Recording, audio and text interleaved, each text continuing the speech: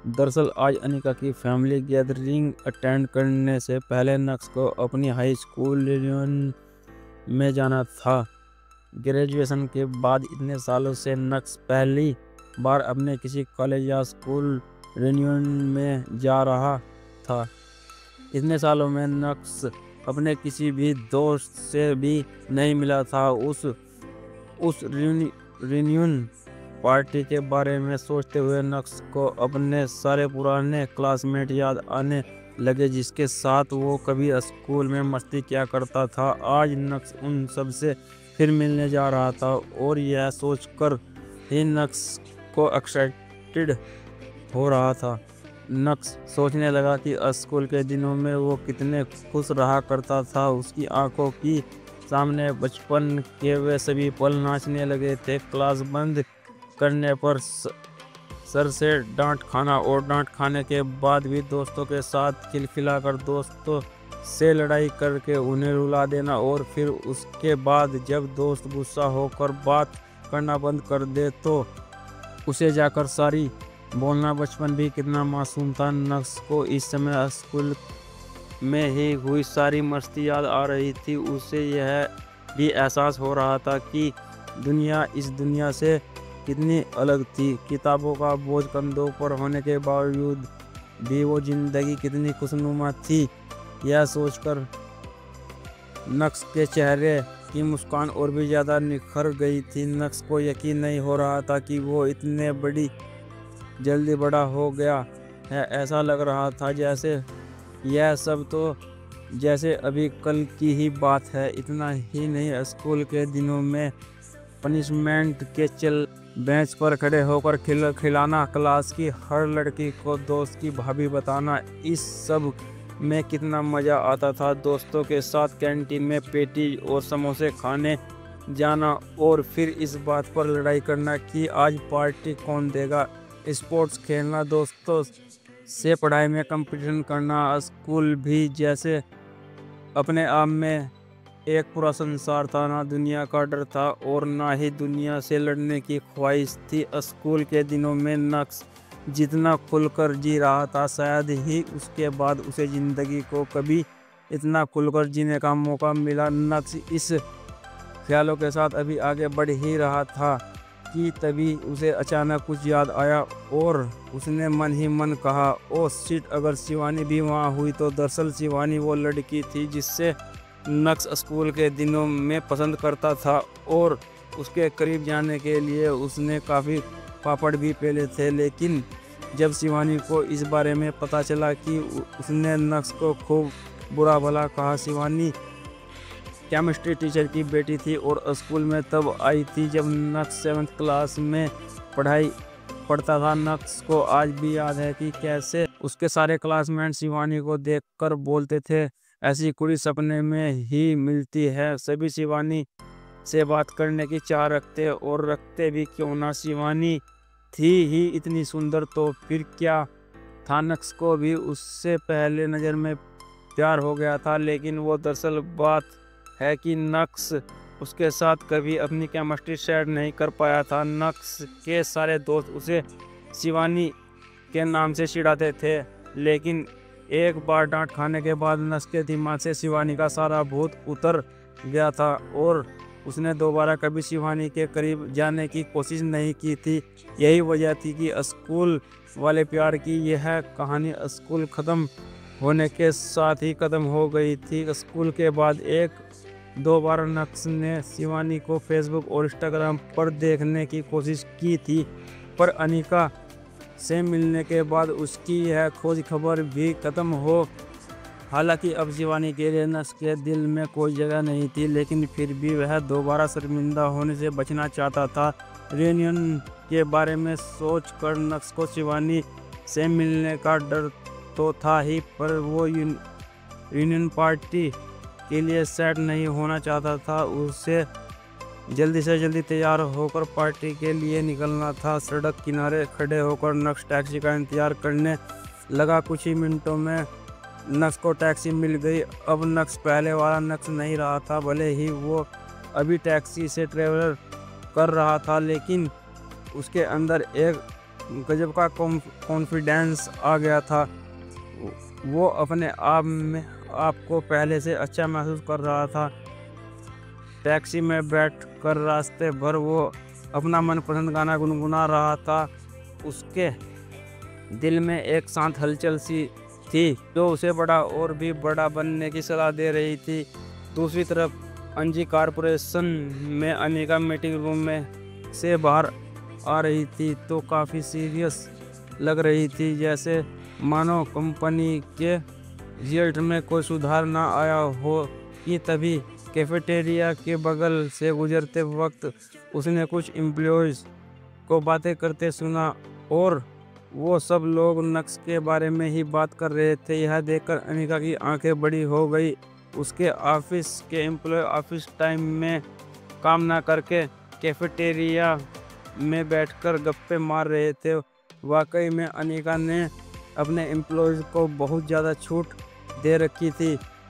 अनिका के कदम धीरे धीरे कैफेटेरिया के अंदर बढ़े। उसने देखा कि कुछ फीमेल एम्प्लॉय समोसे का आनंद लेते हुए अपने फ़ोन में कुछ देखकर लगातार हंस रही है। अनिका धीरे से जाकर उनके पीछे खड़ी हो गई, जिसके बारे में किसी को भनक नहीं लगी, और उनके फ़ोन में चल रहे वीडियो को देखने लगी। अनिका ये देखकर हैरान थी कि कैसे उनके यहाँ काम करने वाले एम्प्लॉय ने उसका ही मजाक बना कर रख दिया है, क्योंकि वो वीडियो वो देख रहे थे जो उस वक्त का था जब अनिका ने नक्श को बाहर जाने से रोका था। वीडियो ख़त्म होते ही एक लड़की ने हंसते हुए अपनी बात सामने रखी। यार मैं तो हंसते हंसते मर जाऊंगी। दुनिया में इतनी अजीब आदमी भी होते हैं। तेवर तो देखो इसके, करता धरता कुछ नहीं है, होने जाना कुछ नहीं है, लेकिन आ गया यहाँ हमारी मैडम को गुस्सा दिलाने। यार इस एक साल में कुछ भी नहीं बदला है। मुझे तो लग रहा है कि मैडम ने इस आदमी को छोड़ दिया होगा, लेकिन यह आदमी तो अब मैडम के सर पर चढ़कर नाचने लगा है। इसी के साथ दूसरी फीमेल एम्प्लॉय ने भी बोला, शुरू कर, रियली एडमरी अवर चेयरमैन। उसके सामने तो यह आदमी कुछ भी नहीं है। कभी कभी तो मुझे लगता है कि इन दोनों की शादी कैसे हो गई, और शादी तो छोड़ो 2 साल में स्पोर्स भी नहीं हुआ। मुझे तो यह देखकर और भी ज़्यादा हैरानी है। वे तीसरी फीमेल ने अपनी पानी पीते हुए कहा, मैं आज ऑफिस थोड़ा जल्दी आ गई थी। मैंने उस आदमी को मैडम के पीछे पीछे केबिन की तरफ जाते हुए देखा था। उस वक्त तो वो मुझे एकदम नौकर लग रहा था, लेकिन बाहर आते समय उसके तेवर ही अलग थे। और हाँ, उसने भी हान सर के लाए हुए हीरे के हार को नकली कहा। ऊपर से मैडम से प्रॉमिस करते हैं कि वो मैडम को असली रेयर डायमंड का नेकलेस देगा। हाँ, मुझे तो समझ नहीं आ रहा है कि उसने अपनी ज़िंदगी में कभी हीरे देखे भी हैं। जो फालतू में जोहरी ना घूम रहा है। हाँ, बस भी करो यार, मैं हंसते हंसते मर जाऊंगी। हे भगवान, मुझे उठा लो। फोर्थ फीमेल एम्प्लॉय ने वैसे तो कोई कमेंट नहीं किया, लेकिन अपनी की बातें उसे काफ़ी ज़्यादा मज़ा आ रहा था और वो इस पल को खूब एंजॉय कर रही थी। अरे तुम लोगों को याद है 1 साल पहले जो आदमी अपना इलेक्ट्रिक स्कूटर लेकर ऑफिस आया था? ऐसा लग रहा था जैसे वो अपने टूटे हुए स्कूटर को बना नहीं पा रहा है और आज जौहरी बनकर हीरे की परख करने चला। वाह भाई वाह, इस दुनिया में कितने झूठे लोग हैं। और मैडम के आदमी को तो देख, झूठा नंबर 1 टैग दे देना चाहिए। हाँ, देखते ही देखते अब हर कोई बोलने लगा था। एक तरफ बैठी उमा भी चुप क्यों रहती, तभी अपनी बात सामने रखी। यार कोई नहीं झूठ बोलकर अपने दिल को तसल्ली दे रहा होगा। बेचारा तुम लोग खाम का उस गरीब के पीछे पड़ गई हो। यह बोलने के बाद उमा भी खिलखिलाते हुए हंसने लगती है और उमा के साथ साथ वहाँ बैठे बाकी लोग भी ठाके लगाकर हंसने लगते हैं। तभी अचानक से उमा ने पीछे मुड़कर देखा तो पाया कि अनिका पीछे ही खड़ी थी, उनकी सारी बातें सुन रही थी। तुरंत ही उमा ने सभी को शांत करने की कोशिश की। अचानक से अनिका को देखकर सभी लोग शॉक रह गए थे। अनिका का गुस्सा बहुत अच्छे से जानती थी। तुरंत ही उमा ने बीच बचाव करते हुए कहा, सॉरी मैडम, हम लोग तो बस यूं ही। इससे आगे बोलने की हिम्मत उमा के पास भी नहीं थी। जो लड़की सबसे ज्यादा हंस रही थी उसने धीमी आवाज में कहा, जब तक मैडम उमा से बात कर रही हैं पगली, गलती से नकली निकलो, नहीं तो फिर मौका नहीं मिलेगा। यह सुनते ही सब एक एक करके वहां से रफू चक्कर हो गए और पीछे सब एक उमा ही रह गई थी। बोलती पूरी तरह से बंद थी। अनिका ने कुछ भी नहीं कहा। उसकी तीखी नजरें ही सबको डरा देने के लिए काफी थी। जैसे तैसे मौका पाकर उमा भी वहां से निकल गई और सभी के वहां से जाने के बाद अनिका भी अपने दिल में गुस्सा भर कर चुपचाप वहां से निकल गई थी। जब अनिका अपने केबिन में गई तो उसके लिए अपने गुस्से को काबू में रखना मुश्किल हो रहा था। उसे समझ नहीं आ रहा था कि वो अपने गुस्से को क्या करे। जब अनिका बेकाबू हो गई तो उसने अपने हाथ में पकड़े काफी मग को पूरी तरह से दीवार पर दे मारा। ऐसा अक्सर होता रहता था। ये ऑफिस में काम करने वालों किसी आदत हो गई थी। वो जानते थे कि जब भी अनिका को गुस्सा आता है वो तो चीज़ें तोड़कर ही अपनी भड़ास निकालती है। अनिका को समझ नहीं आ रहा था कि कैसे अपने एम्प्लॉयज़ को अपने बारे में बात करने से रोक पार। वो किसी के पीछे जाकर उन्हें धौंस नहीं दिखती थी।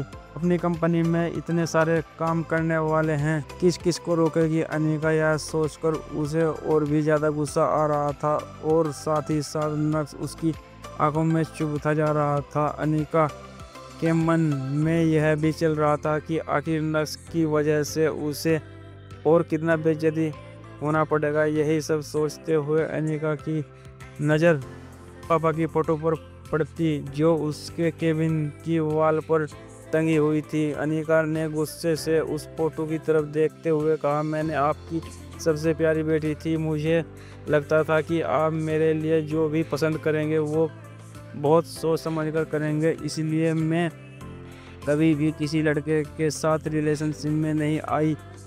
मैंने किसी लड़के को डेट भी नहीं किया और ना ही आपके सामने अपनी शादी की कोई शर्त रखी। लेकिन आपने क्या किया? ने मुझे इस गधे के साथ बांध दिया। फिर भी मैंने कोई सवाल नहीं किया। अगर इसकी इन हरकतों से के बारे में मुझे पहले से पता होता तो शायद मैं आपको मना कर देती। लोग कहते हैं कि माँ बाप जो कुछ भी अपने बच्चों के लिए करते हैं उसकी भलाई के सोच कर ही करते हैं, पर सच कहूँ पापा, मुझे नहीं लगता कि आपने मेरे लिए कुछ भी अच्छा सोचा था, बल्कि अब तो मुझे ऐसा लगता है जैसे आपको अपना आखिरी काम ख़त्म करना था और वो करके चले गए। अपने दिल की बात अपने पापा के सामने रखने के बाद अनिका फूट फूट कर रोने लगी थी। जब भी अनिका नक्श की हरकतों से परेशान होती थी तब वो अपने पापा के डिसीजन पर सवाल उठाती थी और यह भी सोच है कि चित्रा शादी से पहले तक नक्श को ठीक से जानती भी नहीं थी। जो कुछ भी किया अनिका के पापा ने ही किया था, लेकिन अब अनिका और चित्रा दोनों ही उसके डिसीजन से खुश नहीं हैं। अपने दिमाग में कोई सवाल लेकर और अपनी आंखों में बेपनाह गुस्सा लिए अनिका कुर्सी पर बैठ गई। उसका दिमाग इतना ज़्यादा ख़राब हो गया था कि वो दिन भर केबिन से बाहर नहीं निकली थी। पूरे समय उसके दिमाग में बस अपनी बाकी की ज़िंदगी की कहानी चल रही थी। दूसरी तरफ नक्श रियूनियन पार्टी में जाने के लिए तैयार होने घर पहुंच गया था। जैसे ही उसने दरवाज़ा खोला तो देखा कि चित्रा सोफे पर आराम से बैठकर टीवी देख रही है। जैसे ही चित्रा ने नक्श को अंदर आते हुए देखा वैसे ही चित्रा ने कहा, नक्श यहाँ आओ, मुझे तुमसे कुछ ज़रूरी बात करनी है। चित्रा नक्श से कौन सी बात करने वाली है? क्या करनी को इस बात के बारे में पता होगा?